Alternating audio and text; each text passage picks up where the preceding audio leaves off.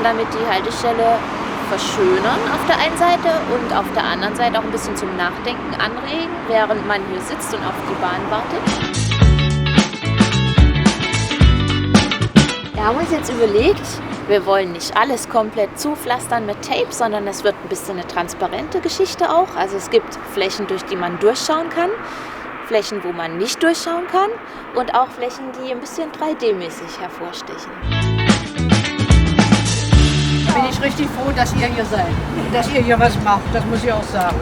Einwandfrei.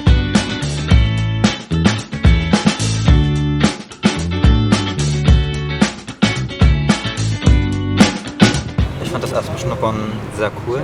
Wir sind irgendwie auch gleich in Ideen reinkommen, so eine kreative Bubble sozusagen.